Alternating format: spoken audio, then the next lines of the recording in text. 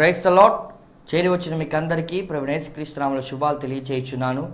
ఈ దినము కొరకు ఏర్పాటు చేయబడిన లేఖన భాగము అపోస్తుల కార్యములు 6వ అధ్యాయము 1వ వచనం. ఆ దినములలో శిష్యుల సంఖ్య విస్తరించుచున్నప్పుడు అనుదిన పరిచయలో తమలోని విధవరాండ్రను చిన్నచూపు చూచిరని హెబ్రీల మీద గ్రీకు భాష మాట్లాడు యూదులు సనుగసాగిరి. Praise the lord. దేవునికి స్తోత్రం. హల్లెలూయా, హల్లెలూయా, హల్లెలూయా, స్తోత్రం. మన ప్రభువును ప్రియ రక్షకుడైనటువంటి నజరేయుడైన యేసుక్రీస్తు దివ్యనామములో మీ అందరికీ నా హృదయపూర్వకమైనటువంటి ప్రత్యేకమైన వందనాలు తెలియజేస్తున్నాను. దేవుని స్తోత్రం.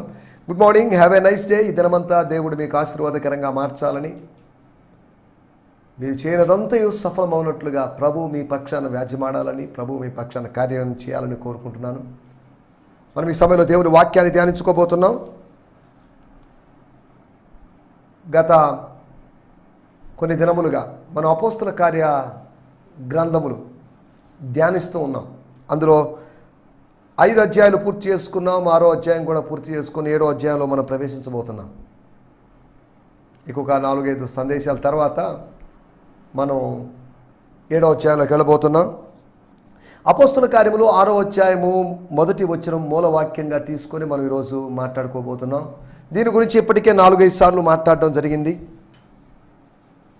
దేవుడు వీటి గురించి మరింత ఎక్కువైనట్లు అవగాహన మనకు కలిగించాలని, మన మనోనేత్రాలను వెలిగించాలని మనం కోరుకుందాం. ఎందుకంటే వాక్యంలో దాగి ఉన్న సిరులు, వాక్యములో దాగి ఉన్నటువంటి ఐశ్వర్యాన్ని, వాక్యంలో దాగి ఉన్నటువంటి ఆ మిస్టరీని మనం అర్థం చేసుకోవడానికి ప్రభు మనకు సహాయం చేయాలి.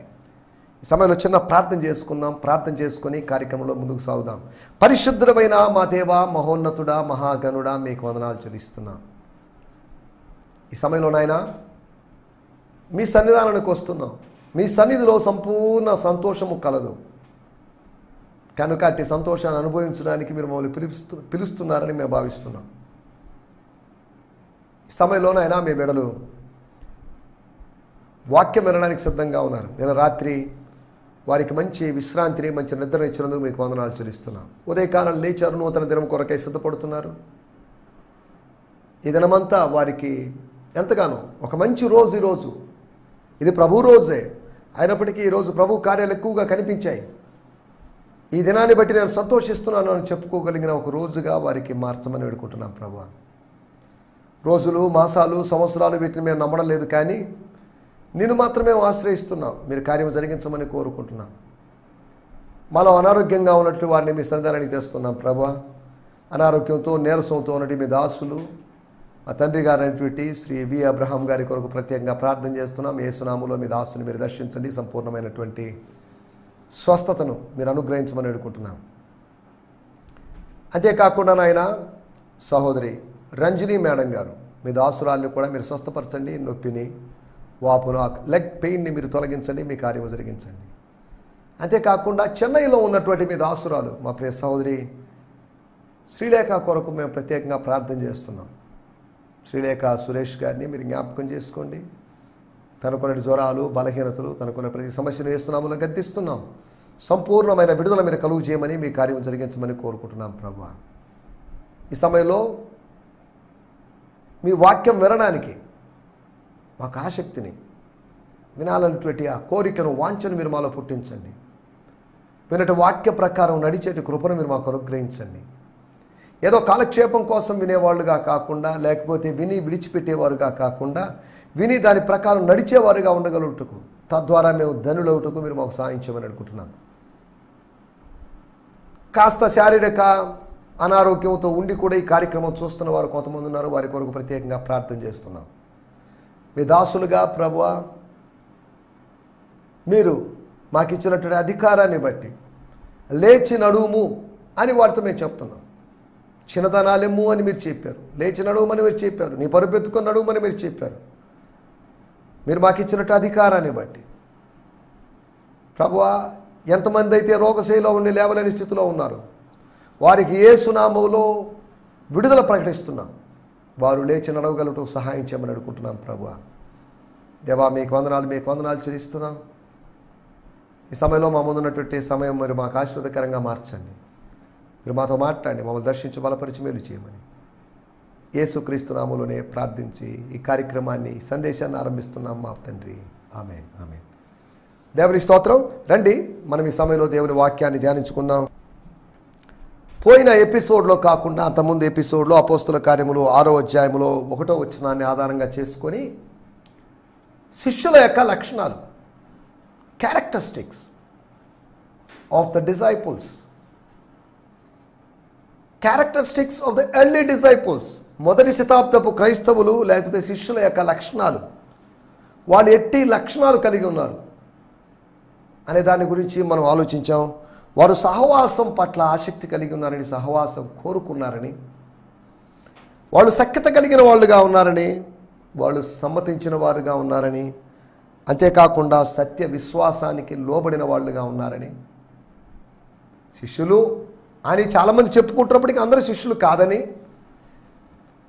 కొందరు మాత్రమే, ప్రతి దాంట్లో నకిలీ నిజమైంది ఉన్నట్లుగా, మొరపెట్టేవారు నిజముగా మొరపెట్టేవారు ఉన్నట్లుగా, పొలంలో గోధుమలు గురుగులు ఉన్నట్లుగా, గోధుమలు లాంటివి, లేకపోతే కలుపు మొక్కలు, గోధుమలు లాంటి కలుపు మొక్కలు, విశ్వాసులను పోలిన విశ్వాసులు, పరిశుద్ధులను పోలిన పరిశుద్ధులు, ప్రార్థనాపరులను పోలిన ప్రార్థనాపరులు ఉంటున్నారు. వివేచించలేకపోతే మనం అందరూ ఒకటేనని, వాళ్ళు వీళ్ళు ఒకటేనని భావించే అవకాశం ఉంది. స్తోత్రం. ఈ సమయంలో మనం మరొక పర్యాయము అపోస్తుల కార్యములు 6వ అధ్యాయము 1వ వచనాన్ని ధ్యానించుకుందాం. ఆ దినములలో అనుదిన పరిచర్యలో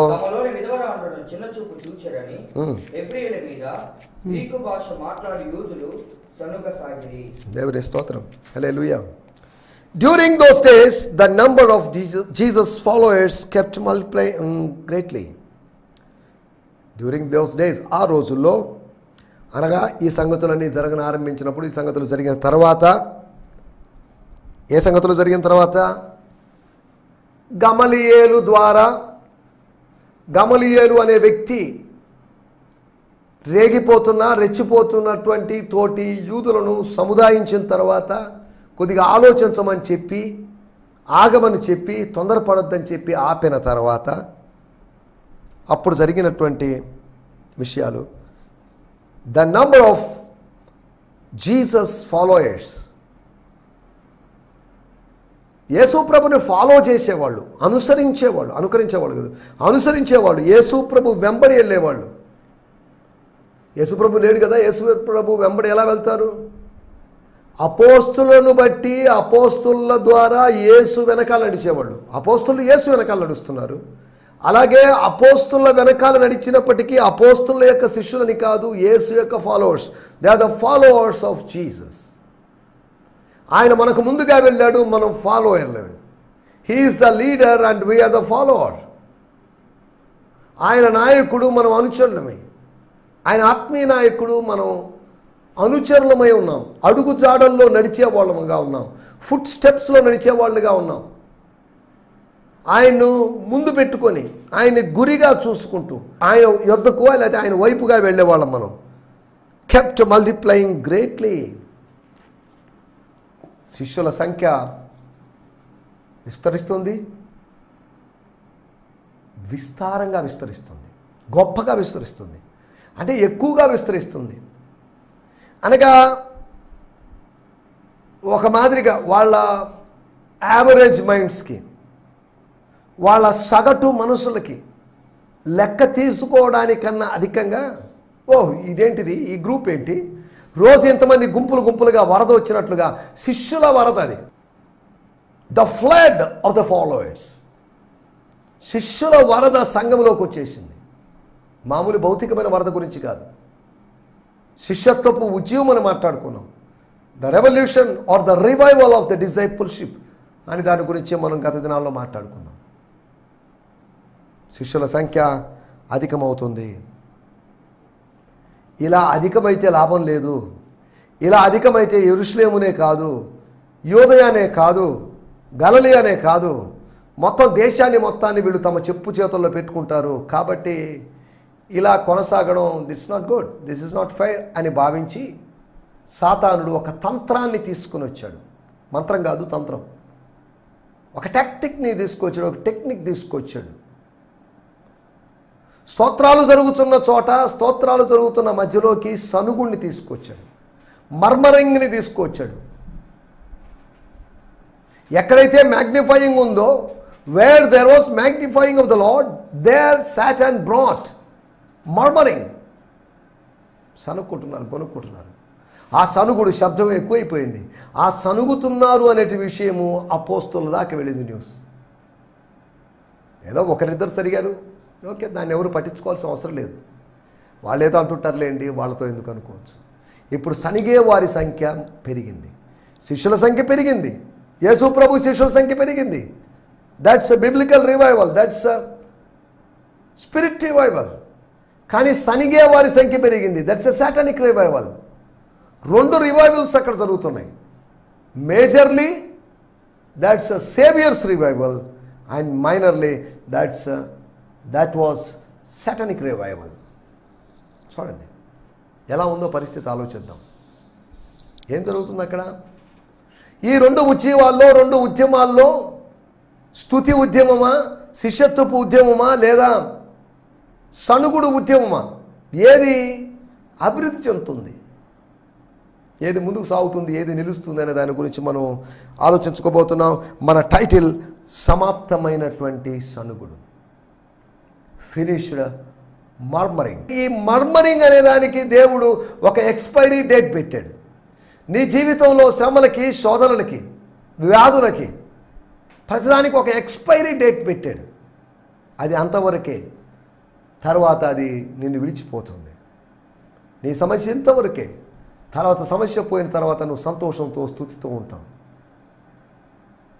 నీకు మాత్రమే ఎక్స్పైరీ డేట్ పెట్టలేదు దేవుడు, నీ సమస్యలకు కూడా ఎక్స్పైరీ డేట్ పెట్టాడనే సంగతి మర్చిపోవద్దు. ఈ మాటలు వింటున్న దేవుని బిడ్డలారా, నీకున్నటి క్రానిక్ డిజీజ్కి దేవుడు ఒక ఎక్స్పైరీ డేట్ పెట్టాడు. మెడిసిన్స్కి మాత్రమే కాదు, డిజీజెస్కి ఎక్స్పైరీ డేట్ పెట్టాడు. డిజీజెస్ యొక్క ఎక్స్పైరీ డేట్ ఎవరికి తెలియదు, ఏ ఫార్మాలజిస్ట్కి లేకపోతే ఏ ఫార్మసీ చేసిన వ్యక్తికి తెలియదు. కానీ డ్రగ్స్ యొక్క ఎక్స్పైరీ డేట్ వాళ్ళకి తెలుసు. కానీ ఏకంగా డిజీజ్ యొక్క ఎక్స్పైరీ డేట్ ఎరికినటువంటి డివైన్ డాక్టర్ ఉన్నాడు. ఆయన పేరు యేసు అనే సంగతిని మీకు గుర్తు చేస్తున్నాను. సమాప్తమైనటువంటి సనుగుడు. సమాప్తమైనది అంటున్నప్పుడు యోహాను సువార్త 19వ అధ్యాయంలో యేసు ప్రభు శిలువలో చేసినటువంటి ధ్వని, ఇట్ ఈస్ ఫినిష్డ్, లేకపోతే టెటిలెస్టాయ్ అని చెప్పబడినటువంటి గ్రీకు మాట మనకు గుర్తొస్తుంది. సమాప్తమైనది. సమాప్తమైనది ఏంటి? సమాప్తమైనటువంటి సంఖ్యాపరంగా పెరుగుతున్నటువంటి ప్రభు సంఘములు, సంఖ్యాపరంగా ఇశ్రాయేలు దేశంలో పెరుగుతున్నటువంటి దేవుని సంఘము, క్రీస్తు శరీరములో ఉండకూడనటువంటి సనుగుడు సమాప్తమైంది. No more murmuring. RIP to murmuring. సనుగుడు అనేదానికి ఆర్ఐపి, సనుగుడు అనేదానికి చెప్తున్నాం రెస్ట్ ఇన్ పీస్ అని. చాలు, కొన్ని రోజులు ఉన్నావు, కొన్ని రోజులు ఏలావు, కొన్ని రోజులు పెత్తనం చేసావు, కొన్ని రోజులు డామినేట్ చేసావు, that's enough. Now this is your time to leave the body of Christ. క్రీస్తు శరీరాన్ని వదిలిపెట్టేటువంటి సమయం వచ్చింది అని దేవుని బిడ్డలుగా మనం చెప్పాల్సిన అవసరం ఉంది. దేవుని స్తోత్రం, హల్లెలూయా. ఈ సనుగుడు అంతమైంది అనేదానికి 4 విషయాలు మీకు జ్ఞాపకం చేయబోతున్నాను. అది ఎలా అంతమైంది, లేకపోతే అంతమైన విధానాన్ని అర్థం చేసుకోవడానికి 4 పోలికలుగా, లేకపోతే 4 విధాలుగా నేను మీకు విషయాలు గుర్తు చేయబోతున్నాను. నంబర్ 1, అపోస్తల కార్యములు 6వ అధ్యాయము 2వ వచనం. అప్పుడు తమ యొద్దకు శిష్యుల సమూహమును పిలిచి, మేము దేవుని వాక్యమును బోధించుట మాని ఆహారము పంచిపెట్టుట యుక్తము కాదు. అకస్మాత్తుగా అపోస్తలుల దగ్గర నుంచి వచ్చిన ఆహ్వానం వాళ్ళకి ఆశ్చర్యాన్ని కలుగు చేసింది. అకస్మాత్తుగా ఆత్మీయ నాయకులైనటువంటి అపోస్తలుల దగ్గర నుంచి వచ్చిన ఆహ్వానం వాళ్ళకి ఆశ్చర్యాన్ని కలుగు చేసింది. లేదా అరే ఎందుకు రమ్మని పిలిచారు, ఏమైంది? వాళ్ళేదో వాళ్ళ బిజినెస్లో, వాళ్ళ పనులో, వాళ్ళ వృత్తిలో, వాళ్ళ ప్రొఫెషన్స్లో, దేవుడు వారికి అప్పగించిన బాధ్యతలో బిజీగా ఉన్నప్పుడు ఈ సమాజ మందిరాన్ని లేదా సమాజాన్ని మొత్తాన్ని ఎందుకు పిలిచినట్లు? సంఖ్యాకాండము 10వ అధ్యాయంలో సమాజాన్ని తరలించడానికి నువ్వు వెండి బోర ఓదాలని దేవుడు మోషేతో చెప్పాడు. బ్లో ఎ ట్రంపెట్, సిల్వర్ ట్రంపెట్, ఒక వెండి బూరం తీసుకొని ఊదు. అరే ఏమైంది, మోసెస్ గారు పిలుస్తున్నారు, మా నాయకుడు పిలుస్తున్నారు అని వాళ్ళంతా వస్తున్నారు. తర్వాత మళ్ళీ ఊదినప్పుడు వచ్చిన వాళ్ళు తన దగ్గరికి వెళ్ళిపోవడానికి, రావడానికి, పోవడానికి, ఆయన సమీపించడానికి, ఆయన నుంచి దూరంగా వెళ్ళడానికి, అవసరమైతే యుద్ధం చేయడానికి, ఇంకా ఏదైనా పని కోసం. ఇక్కడ వాళ్ళు చేస్తున్నటువంటి వాళ్ళు అపోస్టల్స్ బ్లోన్ ద ట్రంపెట్, ఆహ్వానించారు. అది ఎలా ఆహ్వానించారో మరి తెలియదు. వాళ్ళ ముఖ్యమైన వ్యక్తులకి వెళ్ళి వాళ్ళని అందరినీ గ్యాదర్ చేయండి, వచ్చిన మీటింగ్, అర్జెంట్ మీటింగ్ ఇమీడియట్లీ, ఎంతసేపట్లో, ఒక అరగంటలో వచ్చిన మీటింగ్ పెట్టుకుందాం. ఒక అరగంట ఉంటుంది, ఎక్కువసేపు ఏమి ఉండదులేండి. పాటలు, ప్రార్థన, ప్రసంగం అక్కడ లేకపోవచ్చు, కానీ అత్యవసరమైనటువంటి ఒక మీటింగ్ జరిగింది, ఒక కమిటీ మీటింగ్ జరిగింది, ఒక బిజినెస్ మీటింగ్ జరిగింది. ఆ మీటింగ్లో తీసుకున్న తీర్మానాలు, లేకపోతే అసలు ఎందుకు బట్టి ఆ మీటింగ్ అనే విషయాలను మనం అర్థం చేసుకోగలం. ఒకటి, నెంబర్ 1 నేను చెప్పదలుచుకున్న విషయం, శాంతమైనటువంటి సనుగుడు సాగర కెరటాలు అంటా నేను. ఉవ్వెత్తున లేచినటువంటి, పైకి లేచినటువంటి సనుగుడు కెరటాలు. సనుగుడు కెరటాల్లాగా, సముద్ర కెరటాల్లాగా, అలల్లాగా పైకి లేచి సంఘాన్ని ముంచివేయాలని చూసినప్పటికీ శాంతమైపోయినటువంటి సనుగుడు సాగర కెరటాలు. సనుగుడిని సాగర కెరటాలతో, సముద్ర కెరటాలతో పోల్చి చెప్పినట్టు మాట ఇది. ఆ సముద్రపు పొంగును అనవడానికి శక్తిమంతుడైనటువంటి దేవుడు, సంఘానికి శిరస్సు అయినటువంటి దేవుడు, లేచి గాలిని గద్దించిన దేవుడు, తన శిష్యుడు గాలిని చూసి భయపడితే, గురువు గారు గాలిని గద్దించాడు. గాలి గురువు గారికి భయపడింది, శిష్యుడు గాలిని చూసి భయపడ్డాడు. ఈ రోజుల్లో శిష్యులు అనబడిన వాళ్ళు చాలామంది గాలిని చూసి, పరిస్థితులను చూసి, బయట పరిస్థితులను చూసి భయపడిపోతున్నారు. కానీ పరిస్థితులు గురువును చూసి భయపడుతున్నాయి. ప్రకృతి ప్రభువును చూసి భయపడింది. ప్రకృతి ఆయన యొక్క గద్దింపునకు భయపడింది. కాసేపు నిశ్శబ్దమైంది, నిర్మలమైంది, మళ్ళీ తర్వాత రెచ్చిపోయింది, రేగిపోయిందని కాదు. వారు సముద్రం మీద ఉన్నంత కాలం, సముద్రంలో ప్రయాణిస్తూ గమ్యాన్ని చేరుకున్నంత కాలం వాళ్ళు సముద్రం ప్రశాంతంగానే ఉంది. దేవుని స్తోత్రం. వారు సముద్రానికి అవతల తీరం చేరుకునేంత వరకు వారు ఏమాత్రం అరిచింది లేదు. ప్రభువా మమ్మల్ని రక్షించమనేటువంటి ఆర్తనాదాలు వాళ్ళకి అక్కడ వినబడలేదు. ఒక వింత నిశ్శబ్దం ఏర్పడినటువంటి సందర్భం. ఆ నిశ్శబ్దాన్ని చీల్చుకుంటూ విశ్రాంతి తీసుకుంటే ప్రభు సముద్రాన్ని గద్దించాడు. మనకి ఇవన్నీ తెలిసిన విషయాలే, మనం ఆలోచిస్తున్న విషయాలు. ఒకటి, సనుగుడు సాగర కెరటాలు శాంతమైపోయింది. ప్రభు తన దాసుల్లో ఉండి, దాసుల ముఖాంతరంలోంచి పనిచేశాడు కనుక, మీ స్థానిక సంఘ కాపరి ద్వారా దేవుడు మీ జీవితంలో పనిచేయాలని ఆశిస్తున్నాడు. మీ జీవితంలో జోక్యం చేసుకోవాలని, మీ జీవితంలో మార్పులు తేవాలని ఆయన ప్రయత్నం చేస్తున్నాడు. దేవుని స్తోత్రం. రెండో విషయాన్ని నేను మీకు జ్ఞాపకం చేస్తాను. 6వ అధ్యాయము 3వ వచనం. కాబట్టి సహోదరులారా, ఆత్మతోను జ్ఞానముతోను నిండుకొని పొందిన 7 శిష్యులను మీరు ఏర్పరచుకొనుడి. చాలండి. ఈ సమస్యను ఎలా పరిష్కరించాలి? సనుగుడు సాగర కెరటాలు శాంతమైపోయినాయి. రెండో విషయం మనం ఆలోచిస్తున్నాం. యూదులకి, లేకపోతే 2 రకాల యూదులకి, హీబ్రూ భాష మాట్లాడే యూదులకి, గ్రీకు భాష మాట్లాడేటువంటి యూదులకి. గ్రీకు భాష మాట్లాడేటువంటి యూదులు అంటే బహుశా ఇంటర్ క్యాస్ట్ మ్యారేజ్ చేసుకున్న యూదులు అయి ఉండొచ్చు. మనం దాంట్లోకి వెళ్ళలేదు, ఎక్కువ ఆలోచించడం లేదు. ప్రతి హెబ్రీయుడు, ప్రతి యూదుడు తన భాషని, తన మతాన్ని, తన దేవాలయాన్ని, తన దేశాన్ని ప్రేమిస్తాడు.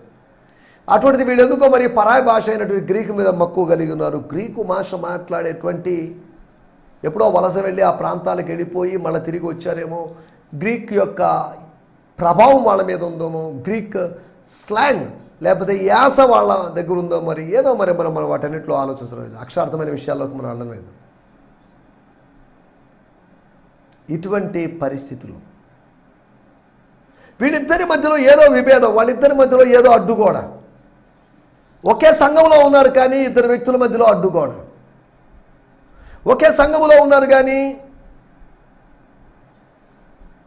రెండు భాషలు మాట్లాడే వాళ్ళు, రెండు భాషలు అంటే అన్ని భాషలు ఉద్దేశించి నేను మాట్లాడడం లేదు, వాళ్ళ మధ్యలో ఉన్నటువంటి అడ్డుగోడ, సాతానుడు అదృశ్యమైన అడ్డుగోడలు కడుతున్నాడు. అడ్డుగోడలను కట్టి మన ఐక్యతను దెబ్బతీసి ఆత్మీయతను పోగొట్టేలా చేయాలనేది వాని యొక్క ప్రణాళిక. రెండవదిగా మనం ఆలోచిస్తున్నాం, సమూల నిర్మూలమైనటువంటి లేకపోతే సమూల నాశనమైనటువంటి సనుగుడు గోడలు.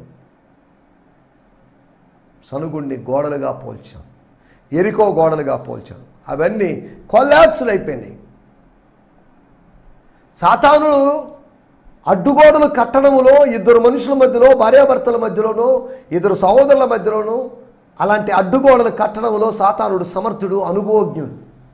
అనేక సంవత్సరాలుగా వాడు చేస్తున్న పని ఇదే. ఇద్దరి మధ్యలో వైరం పెట్టడం, లేదా సంఘంలో కలహాలు ఉండేలా చేసుకోవడం, కలహప్రియులను తయారు చేసుకోవడం అనేది వాడి యొక్క పని. కలహప్రియుల సైన్యాన్ని సిద్ధపరచుకోవడం వాడి యొక్క పని.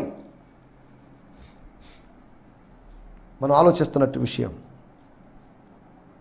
కూలిపోయినటువంటి, సమూల నిర్మూలమైనటువంటి, సమూల నాశనమైనటువంటి సనుగుడు గోడలు అనగా there are no more murmurings. శాంతమైపోయినటువంటి సనుగుడు సాగర కెరటాలు అన్నట్టుగా కుప్పకూలినటువంటి, సమూల నిర్మూలమైనటువంటి సనుగుడు గోడలు. ఈ సనుగుడే వాళ్ళ స్నేహాన్ని దెబ్బతీసింది. ఈ సనుగుడే వాళ్ళ మధ్యలో దూరాన్ని పెంచింది. ఒకే సంఘంలో సొలొమోను మంటపంలో ఉన్నారు కానీ వాళ్ళ శరీరాలు సొలొమోను మంటపంలో ఉన్నాయి, కానీ వాళ్ళ మనస్సులు ఎక్కడెక్కడో సంచారం చేస్తున్నాయి. మానసికమైన దూరాలు ఏర్పడ్డాయి. ఈ రోజుల్లో కూడా చాలామంది జీవితాల్లో మానసికమైనటువంటి దూరాలు. స్తోత్రం. మనం ఆలోచిస్తున్నట్టు విషయాలు. మూడో విషయం నేను మీకు జ్ఞాపకం చేస్తాను. అపోస్తల కార్యములు 6వ అధ్యాయము 5వ వచనం. ఈ మాట జన సమూహానికి ఇష్టమైనందున, ఈ మాట అంటే ఈ సలహా, ఈ సూచన, లేకపోతే వాళ్ళు చెప్పిన ఆలోచన, అపోస్తలులు చెప్పినట్టు విషయం, వాళ్ళు చెప్పినట్టు సంగతి జనులందరికీ ఇష్టమైపోయింది. బాగా నచ్చిందండి. వెరీ గుడ్ అండి, చాలా థ్యాంక్స్ అండి, మంచి థాట్ ఇచ్చారు. మాకు రాని ఆలోచన మీరు ఇచ్చారు. అనుచరులకు రాని ఆలోచన ఆత్మీయ నాయకులకి రావాలి. అనుచరుల్లాగా నాయకులు ఆలోచించడానికి వెళ్ళలేదు. అప్పటికప్పుడు ఆలోచిస్తారు అనుచరులు, కానీ రాబోయేటువంటి 5 సంవత్సరాలకు 10 సంవత్సరాల ముందున్న సంగతిని ఆత్మీయ నాయకుడు మనోనేత్రాలతో చూసి దాని గురించి మాట్లాడతాడు. తేడా ఉందండి. లీడర్స్కి, లే పీపుల్కి తేడా ఉంది. దేవుడు సృష్టించిన తేడా అని కాదు. పుట్టగానే లీడర్గా పుట్టడం లేదు, పుట్టగానే సామాన్యుడిగా ఎంచబడడం లేదు. కానీ కొంతకాలం తర్వాత, కొంతకాలం జీవించిన తర్వాత మనము నాయకులమా అనుచరులమా అనేటువంటి విషయాల్ని మనం అర్థం చేసుకోవాలి. దేవుని స్తోత్రం. మనం ఆలోచిస్తున్న విషయం సంహరించబడినటువంటి సనుగుడు. అపోస్తల కార్యములు 5వ అధ్యాయంలో అననీయ, సపీరా చంపబడ్డారు. వాళ్ళు సనగలేదు, సనిగారని రాయబడలేదు, కానీ వాళ్ళు ఇంచుమించు సనిగినట్టే. అధైర్యాన్ని బట్టి వాళ్ళు అబద్ధం ఆడారు. అబద్ధం ఆడడానికి కారణం అధైర్యమే. ధైర్యవంతుడు అబద్ధం ఆడు, పిరికివాడే అబద్ధం ఆడతాడు. అలాగే ధైర్యవంతుడు ధైర్యంగా తెగించి మాట్లాడతాడు. హలో ఇదండి మా అభిప్రాయం. కానీ పిరికివాడు సనుగుతాడు. వృద్ధుడు సనుగుతాడు, పిరికివాడు సనుగుతాడు. సనిగేటువంటి విశ్వాసి కాదు మనకు కావాల్సింది. మోషే మీద సరిగినటువంటి 20 లక్షల మంది ప్రజలు, ఒకరిద్దరు కాదు. ఒకరిద్దరు సనుగుడిని భరించడం కష్టం అనుకుంటా ఉంటే ఏకంగా 20 లక్షల మంది సనిగితే ఎలా ఉంటుందో ఆలోచించి చూడండి. 20 లక్షల మంది స్తుతించినా కానీ ఆ తీరు వేరుగా ఉంటుంది. ఒక బిగ్గెస్ట్ క్వైర్గా, భూమి మీద పెద్ద క్వైర్గా ఆ సంఘాన్ని, లేకపోతే ద చర్చ్ ఇన్ ద విల్డర్నెస్ని అనుకోవచ్చు. సరే, దేవుని స్తోత్రం. ఒకటి శాంతమైపోయినటువంటి సనుగుడు సాగర కెరటాలు. రెండోది సమూల నిర్మూలమైనటువంటి, సమూల నాశనమైనటువంటి సనుగుడు గోడలు. మూడోది సంహరించబడినటువంటి సనుగుడు, చంపబడ్డాడు. సనుగుడు అనేటువంటి అసురుడు, అనగా సనుగుడు అనేటువంటి రాక్షసుడు, సనుగుడు అనేటువంటి గొల్లియాతు, సనుగుడాసురుడు అనగా సనుగుడు అనేటువంటి రాక్షసుడు చంపబడ్డాడు. దావీదుల్లాగా ఎంచబడిన ఆత్మీయ నాయకుల వల్ల చంపబడ్డారు. అననీయ సఫీరాలు చంపబడ్డారు. ఇక సంఘంలో సమస్య రాదనుకోండొచ్చు, కానీ సంఘంలో మళ్ళీ సమస్య రెడీగా ఉంది. అపోస్తల కార్యం 5వ వాళ్ళదొక సమస్య అయితే 6వ అధ్యాయంలో వీళ్ళదొక సమస్య. విధవరాండ్లు పోయి ధైర్యంగా పేతురు యోహానులు అపోస్తల దగ్గరికి వెళ్ళి మాట్లాడకుండా వాళ్ళ తరపు పురుషుల్ని వేరే పురుషులతో యుద్ధానికి దిగడానికి కలహించడానికి కారకులుగా మారారు. అయినా మాకెందుకండి అనుదిన పరిచర్యలో మమ్మల్ని చిన్న చూపు చూసినా పర్లేదు, వీళ్ళ చిన్న చూపు పెద్ద చూపుతో మాకు పని లేదు అని ఆ విధవరాళ్ళు విశాల దృక్పథంతో ఆలోచించలేదు. అది సమస్య. దేవుని స్తోత్రం. 4వ విషయం చెప్పి ముగిస్తాను. ఈ సనుగుడు వలన 6వ అధ్యాయం 1వ వచనంలో సనుగుడు జరిగింది. 6వ అధ్యాయం 7వ వచనంలో రాయబడింది, దేవుని వాక్యం ప్రబలమై శిష్యుల సంఖ్య యెరూషలేములో బహుగా విస్తరించును. 2వ భాగం మనం చదవడం లేదు, టైం లేదు కనుక. సద్వినియోగం చేసుకోబడినటువంటి సనుగుడు వారధి లేకపోతే వంతెన. సమస్య వచ్చింది, ఆ సమస్యను స్టెప్పింగ్ స్టోన్గా మార్చుకొని, ఆ సమస్యను మనం నడిచేటువంటి బాటగా మార్చుకొని, ఆ నెగటివ్ పరిస్థితిని కూడా మన పాజిటివ్ విషయం కోసం వాడుకోవాలి. 6వ అధ్యాయం 1వ వచనంలో విస్తరించింది, సనుగుడు వచ్చింది. సనుగుడు నుంచి వాళ్ళు దాటుకొని సంఖ్యాపరమైన అభివృద్ధిలోకి వచ్చేసారు, బహుగా విస్తరించారు, సమృద్ధి అనుభవంలోకి వచ్చారు. సమృద్ధికి తర్వాత సనుగుడు తర్వాత విస్తారమైన సమృద్ధి లేకపోతే బహుగా విస్తరించేటువంటి అనుభవం. కాబట్టి దాన్ని సనుగుడిని వాళ్ళు ఒక వేదికగా, ప్లాట్ఫామ్గా, స్టెప్పింగ్ స్టోన్గా మార్చుకొని ముందుకు వెళ్ళిపోయారు. మన సమస్యల్ని మన కాళ్ళ మీద ఉంచుకొని, వాటిని మన తలలో ఉంచుకోకూడదు. సమస్యల్ని కేవలం మన కాళ్ళ కింద పెట్టుకోవాలి. అక్షరార్థంగా ఏదో పేపర్ మీద రాసి కాళ్ళ కింద పెట్టుకోవడం అని కాదు. ఎందుకు చెప్తున్నా అంటే ఈ మాటలు? స్తోత్రం. 4 విషయాలు మీకు సమాప్తమైన సనుగుడు గురించి చెప్పినప్పుడు చెప్పాను. శాంతమైన సనుగుడు సాగర కెరటాలు. 2వది నిర్మూలమైనటువంటి నాశనమైనటువంటి సనుగుడు గోడలు. 3వది సంహరించబడినటువంటి సనుగుడాసురుడు. తర్వాత సద్వినియోగం చేసుకోబడినటువంటి సనుగుడు వంతెన. దాన్ని వంతెనగా చేసుకొని దాటిపోయాం. ఇటువంటి అనుభవాలతో మనం ముందుకెళ్ళి మన జీవితాల్లో, మన కుటుంబాల్లో, మన సంఘాల్లో, మన సేవలో ఉన్న సనుగుడిని సంహరించడానికి ప్రభు మనకందరికీ సహాయం చేయనుగాక. ఆమేన్. హల్లెలూయా. లేలుయా. ఈ సందేశము మీకు ఆశీర్వాదకరంగా ఉందని నమ్ముచున్నాము. ప్రార్థన అవసరతల కొరకు మమ్మల్ని సంప్రదించవలసిన మా చిరునామా గిద్యోన్ మిషన్ చర్చ్, 6వ వీధి, శాంతినగర్, నెల్లూరు 4, ఆంధ్రప్రదేశ్. పిన్ 524004. మా ఫోన్ నంబర్లు 7036443613 మరి ఒక నంబర్ 9392293010. మా ఈమెయిల్ ఐడి gfihmi2015@gmail.com. దేవుడు మిమ్మును ఆశీర్వదించునుగాక. ఆమేన్.